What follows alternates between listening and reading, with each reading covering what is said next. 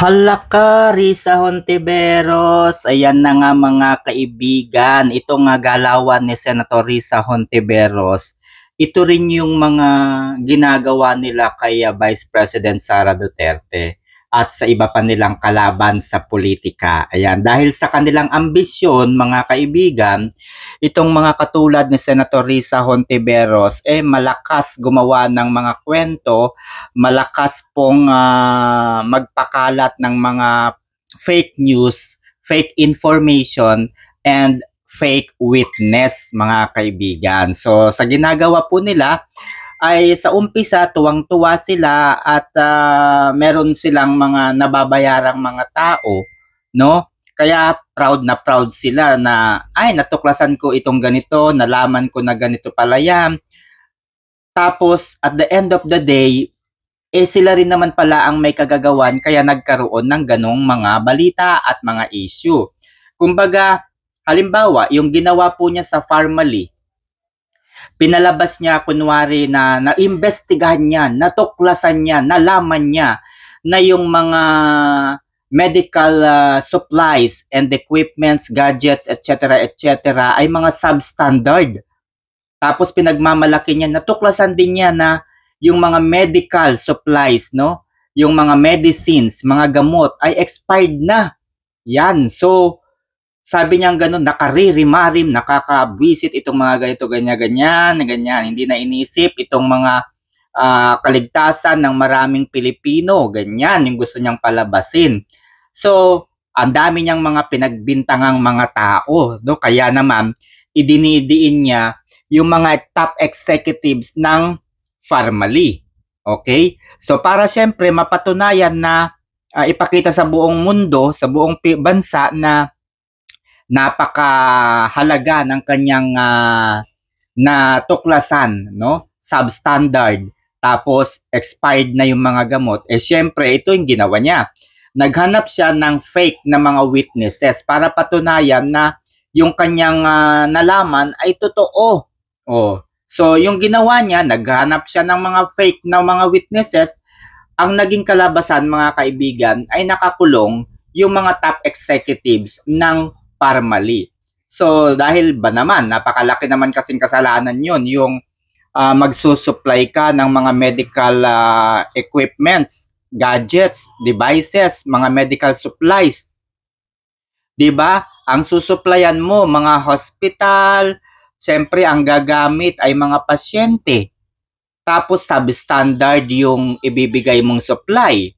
'Di ba? Tapos magbibigay ka ng mga gamot, magsusupply ka ng mga gamot, tapos peke, expired na, 'di ba? So sasabihin, siyempre ang pangit 'yun sa image ng isang kumpanya. Napakapangit noon sa image ng isang kumpanya na pinaghirapang itayo, binuo yung napakagandang branding. Alam niyo 'yun, mga kaibigan, yung quality services ng isang kumpanya ay nasira dahil sa kagagawan ng mga katulad po ni Senator Risa Hontiveros.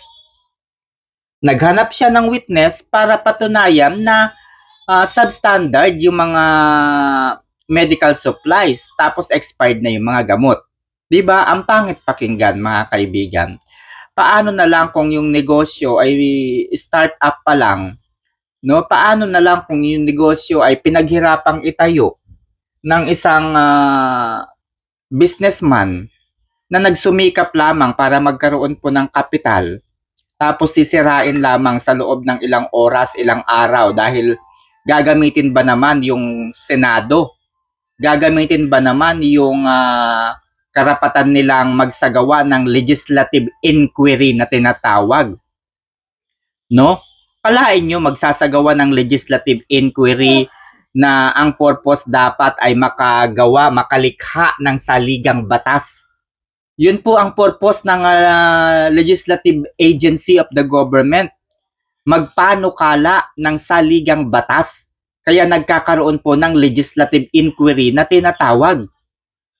Kaso ang nangyayari, yung Senado ay hindi na po lugar para makapagbalangkas ng mga saligang batas. ginagawa na po itong venue para sa kanilang pansariling kapakanan, para po sa kanilang pansariling kasikatan, no? Ginagamit na po nila yung Senate, yung Senado, yung kanilang opisina upang siraan yung mga katunggalin nila sa politika. 'Di ba? Yun po ang naging purpose. Bakit nila sinira yung isang kumpanya? Ano sa tingin ninyo mga kaibigan? Dahil ito po ay magre-reflect sa uri ng pamumuno. So, kukwestiyonin dito yung DOH Secretary. Tapos kukwestiyonin din dito yung Pangulo. Bakit hinahayaan yung ganitong mga kumpanya na makisama sa mga bidding? Tapos substandard naman pala yung mga medical supplies and equipments. Diba? So, aakyat ng aakyat yung CC doon sa pinupunterian nilang kalaban sa politika. So, idiniin yung Parmali. Pag diniin mo yung Parmali, ang mapagbibintangan si Duterte. Diba? Ganyan yung gawain ni Senator Riza Hontiveros, ni Trillanes. Mahilig magtanim ng ebidensya, testigo. So, kagaya po nung isa pang financial advisor ni former President Duterte, si Michael Yang. O, ididiin si Michael Yang, pinasight in contempt ng Kongreso. Tapos noong magsara po yung Congress, no, magsarado po yung 19th Congress noong sometime in June 13, if I were not mistaken, no, June 13, nagsara po yung Kongreso. Ano po ang ginawa? Ano po ang in-announce nila? Lahat po ng mga inimbitahan nilang resource person na na-cite in contempt, pinalaya din nila noong sila po ay mag-adjourn. Diba? Akala nila masisira nila. So sinisira nila si Michael Yang kasi ang kahihinatnan nito pag si Michael Yang ang nasira ang latay kay Duterte. So ganun po yung ginagawa nila. Okay? So eto ngayon yung pinakang latest. No? Kalimutan na natin yung ibang issue. Ito munang latest na ito. Yung kay alias Rene. Okay? So, eto lang no mga kaibigan. Si alias Rene ay isa po sa mga inimbitahan ni Senator Riza Hontiveros. Ginamit yung Senado. Nagpatawag po ng legislative inquiry. Nagpatawag po ng legislative inquiry na ang layunin sana ay makapagbalangkas ng saligang batas. Doon sa pagharap po sa publiko, pagharap po sa Senado ni alias Rene, wala po tayong narinig kundi paninira sa Kingdom of Jesus Christ. Paninira kay Pastor Apollo Kibuloy. Dinamay pa po si dating Pangulong Rodrigo Roa Duterte at si Vice President Sara Duterte. So maraming tinanong kay alias Rene itong si Riza Hontiveros. So yung mga tanong ni Riza Hontiveros, hina-highlights po niya at nais po niyang ipakita sa publiko that indeed ay mayroong mga hindi magandang gawain sina Pastor Apollo Kibuloy, Rodrigo Roa Duterte at si Vice Presidente Sara. 'Di ba? Yun po yung layunin niya. So, naka-face mask si alias Rene during that time. Ganon din po si alias Amira o si Amanda. Naka-face mask po itong mga ito. So, habang nagsasalita ng mga bagay na hindi kaaya-aya, habang nagsasalaysay itong si alias Rene at binabasa yung kanyang script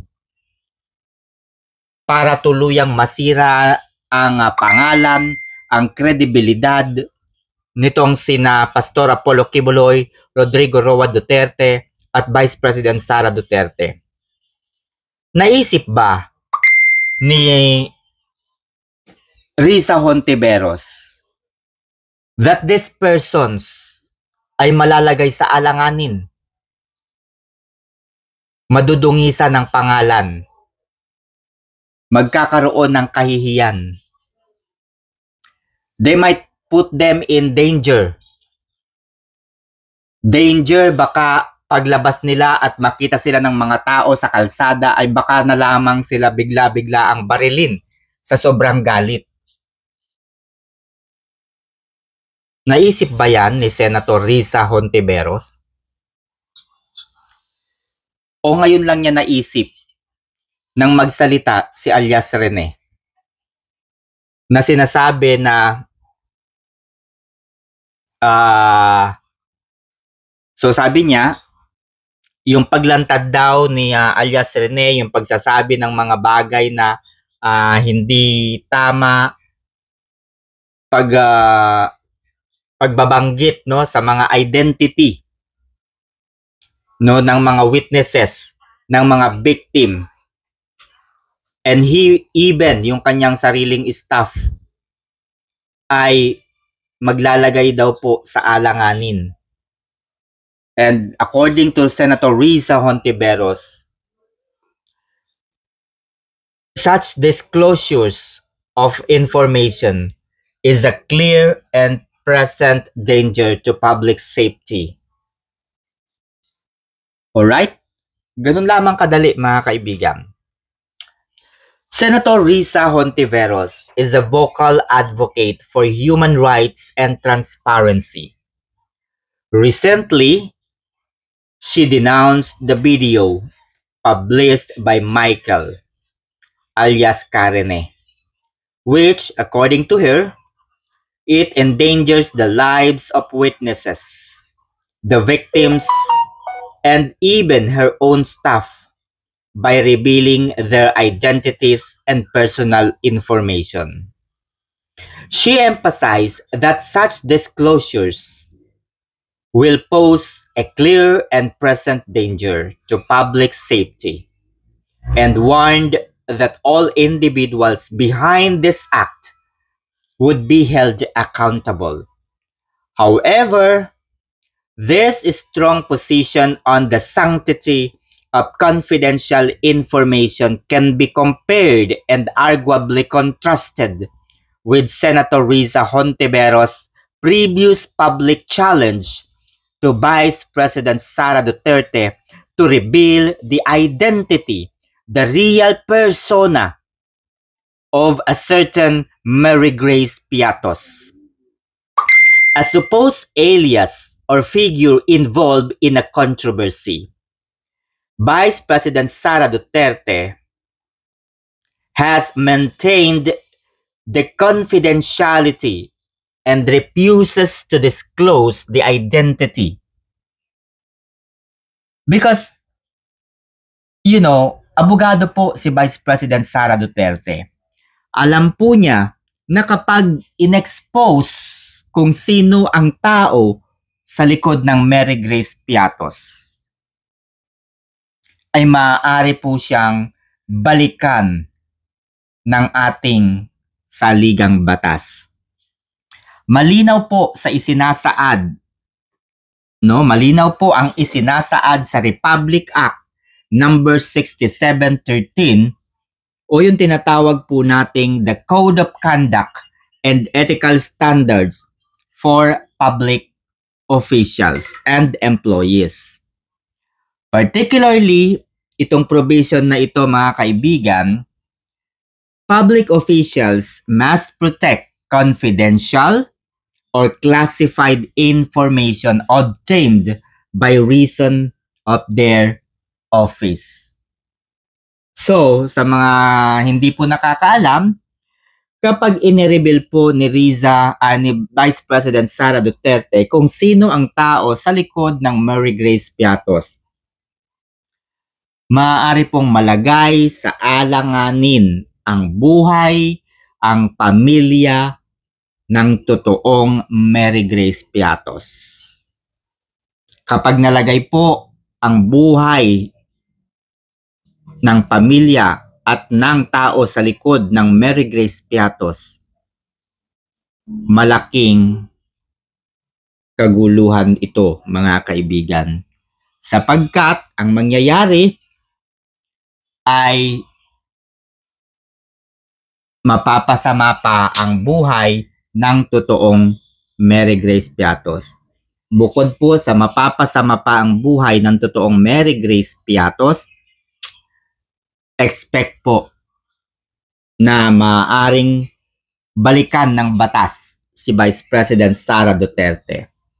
Dahil hindi po niya maaring labagin kung ano ang nakasaad sa Republic Act 6713. Dahil siya po ay maaaring balikan ng ating saligang batas. Okay? Ilan po sa mga naging Commission on Audit Commissioner ang nagpahayag na ang pag-audit po ay tungkulin trabaho ng Commission on Audit. Ito po ang kanilang mandato, mag-audit. Okay? Hindi po katungkulan ng Kongreso, ng Senado at iba pang ahensya ng gobyerno na gawin po ang ginagawa ng Commission on Audit.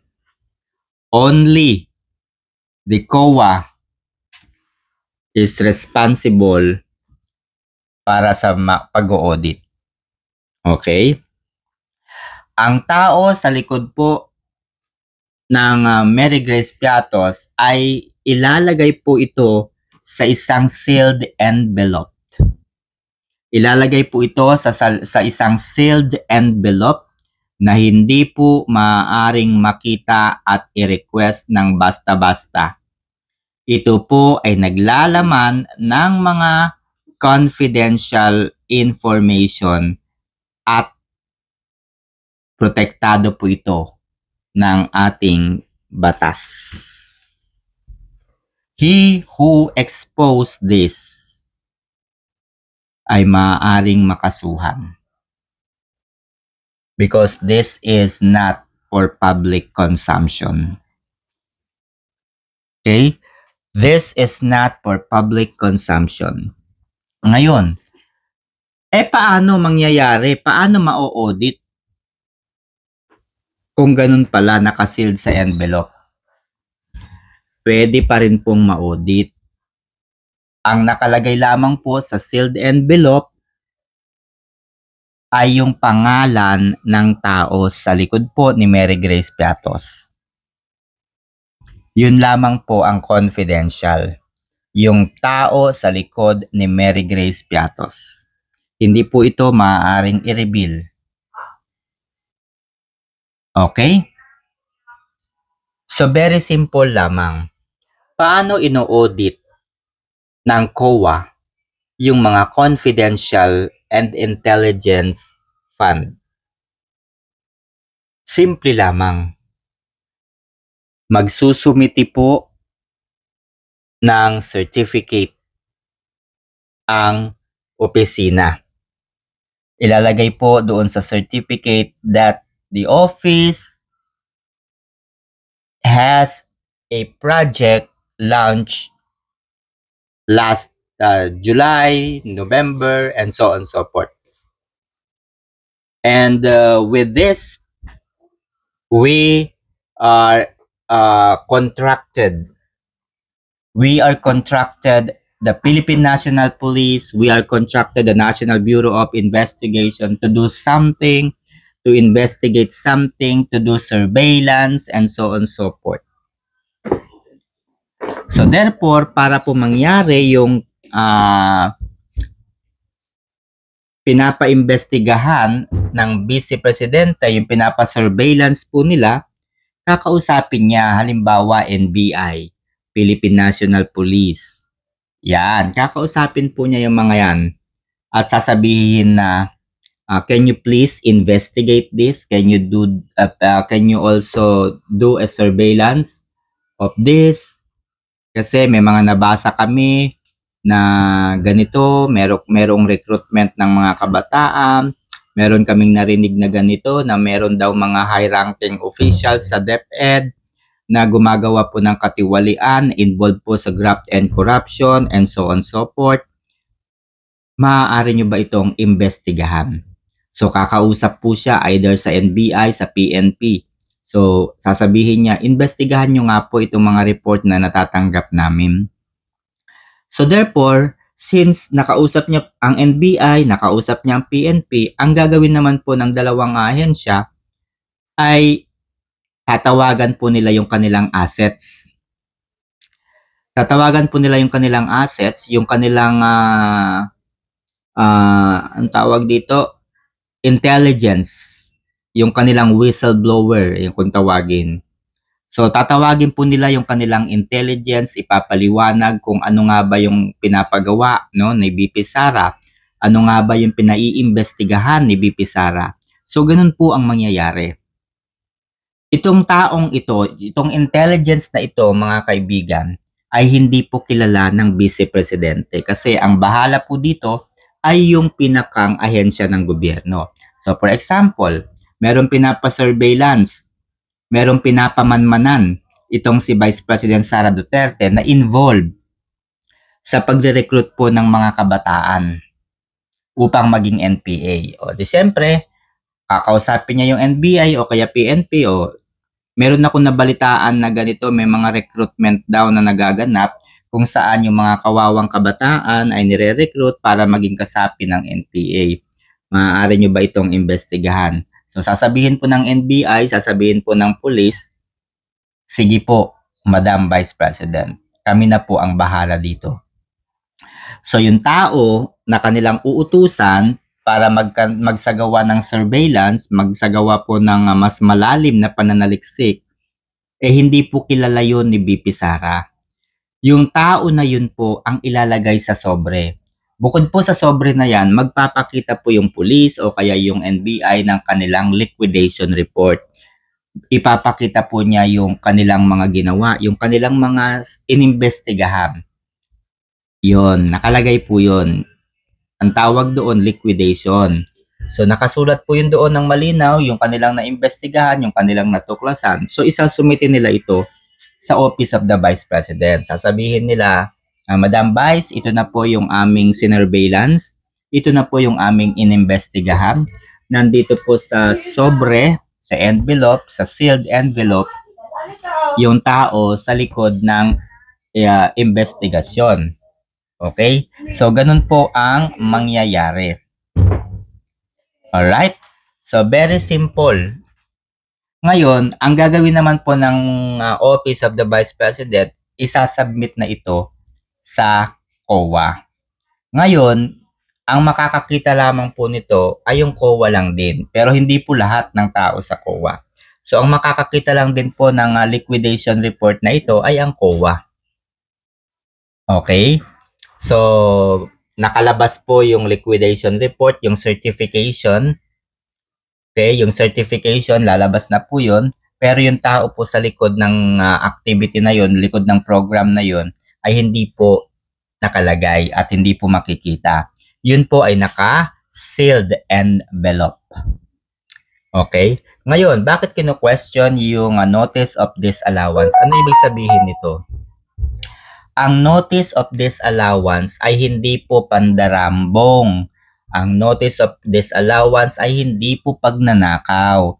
Ang notice of disallowance ay hindi po ninakaw, hindi po kinurap, hindi po ginastos. Ang ibig sabihin po ng notice of disallowance ay mayroon lamang pinapaklarify doon sa liquidation report. Meron pong pinapaklarify, that means to say, meron lamang discrepancy na maliit na pwede namang ipaliwanag, pwede namang suriin. Pero yung halimbawa, yung budget ay, yung halaga ay 10,000, no? Pero yung nasa liquidation ay 9,790. So, nasan yung kulang? So, a mere portion of discrepancy na ang kailangan lamang ay i-clarify. Yung clarification na yun, baka may mga point something, may mga resibo na may mga senti-sentimo na hindi na po na-add, mga ganun. Mga basic, basic clarificatory lamang yung kailangan. So, eto na nga, mga kaibigan. Eto na nga po yun. Yung Quadcom ay hindi po nila authority. Wala po silang kakayahan, wala po silang karapatan, wala po silang kahit anong mandato para imbestigahan at tanungin kung sino yung tao sa likod ng Mary Grace Piatos. So bakit sa kabila po ng ginawa ng Quadcom ay nananatiling hindi alam at nananatiling tikom si Vice President Sara Duterte kung sino po yung tao sa likod ng Mary Grace Piatos? Bakit kaya hanggang sa ngayon ay hindi nagsasalita ang Vice Presidente? Isa lamang po ang ibig sabihin niyan. Si Vice President Sara Duterte ay isang abogada. Isa po siyang abogada and therefore hindi po niya ipapahamak ang kanyang sarili. Alam po niya ang kanyang tungkulin, alam po niya ang lahat ng kaya at dapat niyang gawin. Ngayon, alam po niya na hindi maaaring mag-reveal ng confidential information ang Office of the Vice President. At dahil hindi po pwede, na i-reveal yung mga confidential information, alam din po ni VP Sara na hindi po authorized, hindi po allowed ang Kongreso para mag-imbestiga. Hindi po allowed.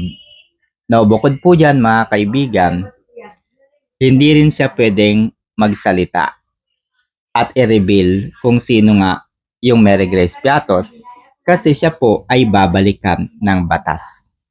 On my final note mga kaibigan, kung sinasabi ni Senator Risa Hontiveros na ang paglantad ni alias Rene ay nagbibigay po ng malaking danger sa buhay ng mga tao na maaaring ma-expose. They will put them in danger. Bakit nung panahon po ni Senator ni Vice President Sara Duterte, kapag in-expose kung sino yung tao sa likod ni Mary Grace Piatos, malalagay din po sa alanganin yung tao na yun. Malalagay po sa alanganin. So, Senator Risa Hontiveros, pilit ka ng pilit kay Vice President Sara Duterte na ilabas niya kung sino yung tao sa likod ng Mary Grace Piatos. Ikaw, ngayon, galit na galit ka dahil ni-reveal ni Rene pati pangalan and information ng iyong staff. Galit na galit ka, samantalang hindi ka nagagalit at tuwang-tuwa ka pa kapag yung na-expose ay yung ibang mga kalaban mo sa politika. So, napakasimple, di ba? Huwag kang iyakin. So, iyakin ka kung sa tingin mo ay mayroong krimen na ginawa itong si alias Rene, diretso ka na sa Regional Trial Court. Huwag ka nang masyadong maraming ingay. Ang dami mong ngawa, ang dami mong ingay. May papunta-punta ka pa sa NBI, meron ka pang pa-press briefing. Bakit hindi mo makasuhan si Topacio? Bakit hindi mo makasuhan? Hindi mo makasuhan si Topacio. At bakit hindi mo makasuhan si alias Rene? Simple lang naman, si alias Rene ang kasuhan mo. Huwag yung mga vloggers. No, huwag yung mga vloggers, huwag mo silang idamay. Bakit? Wala silang kinalaman. Bakit ba? Nung panahon ba na ginigisa ninyo yung mga kalaban ninyo sa politika habang tuwan-tuwa kayo na nagsasalita itong si alias Rene, nagsasalita si BJ Almera, nagsasalita si yung mga iba pang witnesses para siraan yung inyong mga kalaban sa politika, tuwan-tuwa kayo. Oh. Tapos ngayon, na-expose yung mga mahal mo sa buhay. 'Di ba? Umiiyak-iyak ka dyan. So, kung talagang meron kang pinanghahawakan, go ahead. Idemanda mo si alias Rene. Oo, si alias Rene yung idemanda mo. Huwag yung mga vloggers. Masyado eh. Grabe na.